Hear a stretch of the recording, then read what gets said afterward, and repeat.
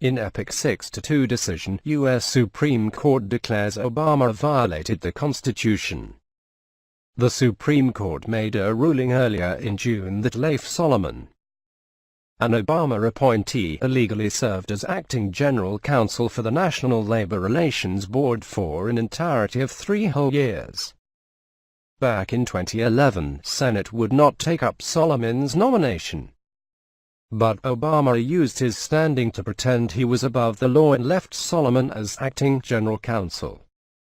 Former President Barack Obama is under the impression that the law does not apply to him or his cronies. Barack Obama didn't care to respect American laws or our Constitution during the time he was Commander-in-Chief. He certainly doesn't respect them now. While Obama was taking his time creating his shadow government in order to try to take down President Trump, the Supreme Court was doing some work of their own. They ruled that Barack Obama knowingly violated the Constitution. Actually, Obama violated the Constitution for 3 whole years. Chief Justice John Roberts stated that Obama did an end run around the Constitution. While the mainstream liberal media won't dare release a story on the matter because it would simply derail all of the ridiculous narratives. It's important to get the truth out there because the mainstream media will skew it in Obama's favor.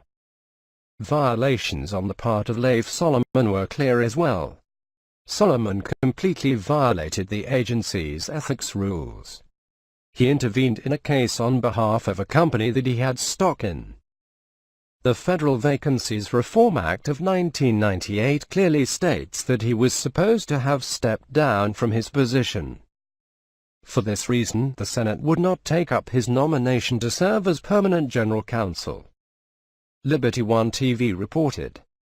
In a 6-2 opinion written authored by Chief Justice John Roberts, the court ruled that Barack Hussein Obama violated the Constitution.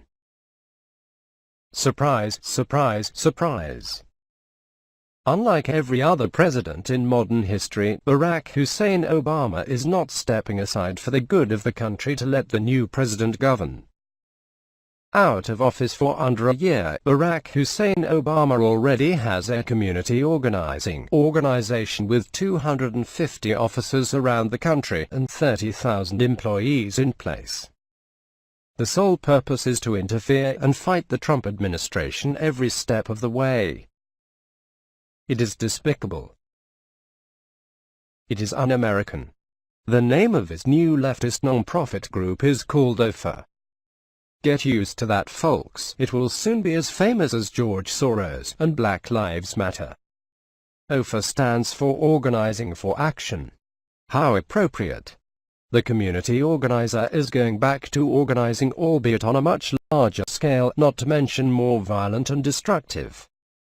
It's obvious that Soros money is at the forefront of it all.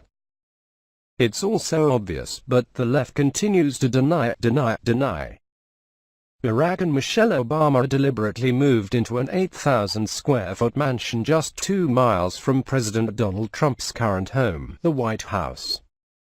Obama will also be leasing office space in the headquarters building of the National Wildlife Building. It's all too suspicious. The Daily Mail has also reported that Obama's closest advisor, Valerie Jarrett, has also moved into the mansion. The reasoning: she is working beside Michelle Obama and Barack Obama. She is extremely close with the Obamas. She also lived in the White House with them while Obama was in office. Jarrett was involved in many major domestic and foreign policy decisions while Obama was in office as well. Many Americans are concerned that Barack Obama is working on constructing a shadow government to disrupt the presidency of Donald Trump. It seems that we are getting awfully close to sedition. Obama is walking a fine line, and many are claiming that he is working against the best interests of the United States government. The New York Post reported. He's working behind the scenes to set up what will effectively be a shadow government, to not only protect his threatened legacy, but to sabotage the incoming administration.